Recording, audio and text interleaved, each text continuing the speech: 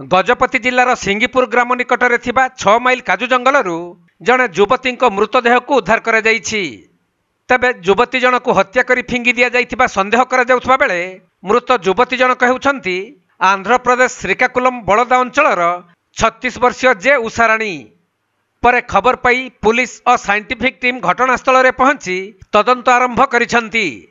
आउ scientific team तदंत करी नमूना संग्रह करिबा परे पारलाखेमुंडी मुख्य चिकित्सालय को शव व्यवच्छेद पर पठा जाइछि।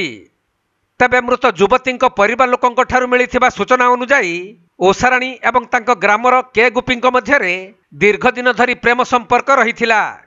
तेणु हुएत प्रेमिक युवक तांको हत्या करी एठारे फिंगी देइथिबा परिवार लोक माने अभियोग आनिछंती। सेपटे एपरी घटना सामना को आसिबा परे मृत युवती उषाराणी प्रेमिक जी गुपी जाई पारलाखेमुंडी थाना रे आत्मसमर्पण करिछंती। आउ पुलिस को कहिथिबा तथ्य अनुसार प्रेमी जुगल दुहे गतकाली संध्यारे काजू जंगल को आसीथिले। परे दुई जनक मध्यरे कौनसी कथा को नहीं जुक्तितर्क हेबारु सेठारु प्रेमिक युवक चली जाइथिले। किंतु प्रेमिका धमक देइथिले जे तुमे चली गले मु जीवन हारिदेवी। तेणु पुलिस एही घटना संपर्क में सठिक तदंत कले यह प्रकृत में हत्या कि आत्महत्या ताहा जना पड़िबो। गतकाली संध्या बेले गोटे खबर मिलला कि एक्सए गोदाम सामने जो काजू बण भितर जड़े महिला मृतदेह पड़ी खबर पाई आमर पुलिस आसला पहुँचला देखिले जे सेठी से स्त्री लोक मृत भाईर परिवार लोक से उपस्थित अच्छा रिपोर्ट उपर आमर काशीनगर थाना केस नंबर 19 नंबर अनुजाई गोटे हत्या मामला रुजु होती। से अभियोग कर स्त्री लोक सहित गाँव गोटे पुरुष लोक सहित प्रेम संपर्क था।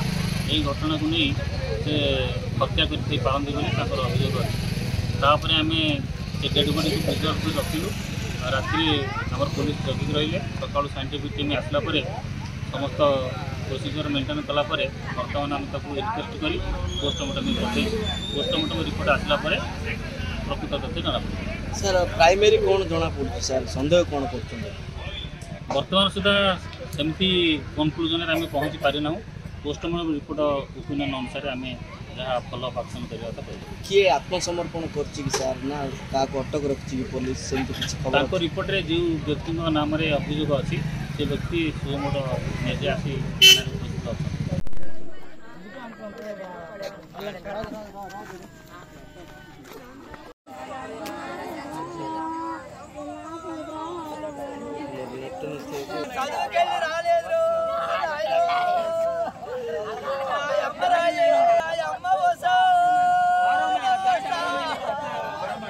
Gajapati जिल्लारू Harishchandra परिछांक report Konark live.